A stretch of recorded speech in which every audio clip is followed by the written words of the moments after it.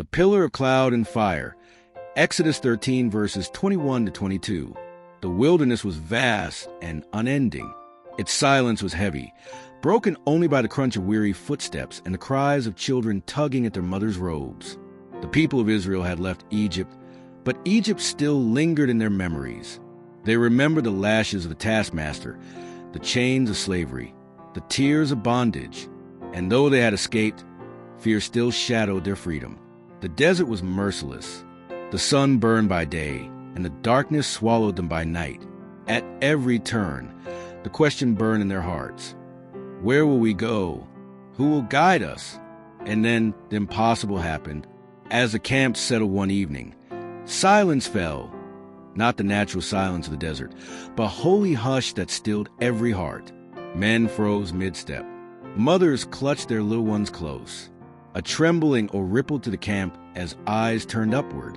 Descending from the heavens was a cloud, towering, heavy, luminous, with a glow not born of sun or moon. It moved with intention, not carried by the desert wind, but guided by an unseen will. It came to rest before the people, standing tall like a living sentinel. And when night deepened, the wonder deepened with it. The cloud ignited.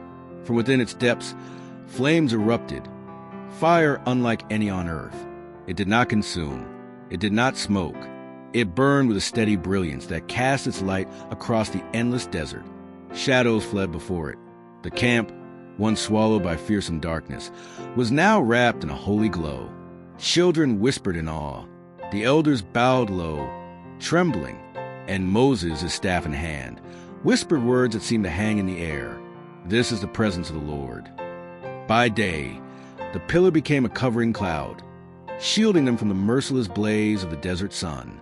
By night, it became a fire, burning against the terror of the wilderness, a flame that watched while they slept. When the pillar rose, they marched. When it stopped, they camped.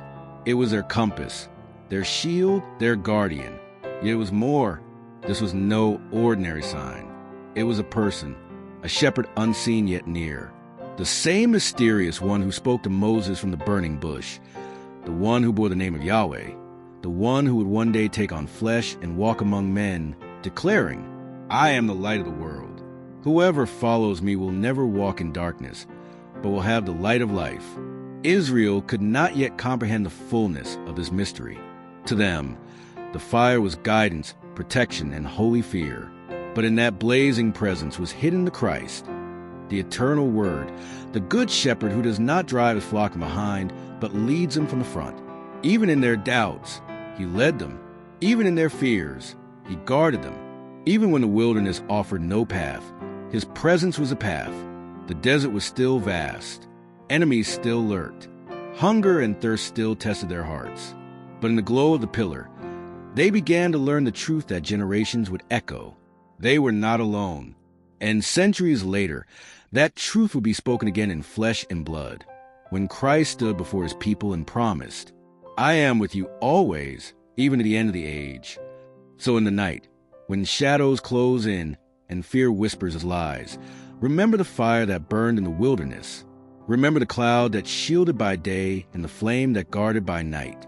For that same presence walks with you now. And with him beside you, you can say with boldness, I fear no evil, for he is with me.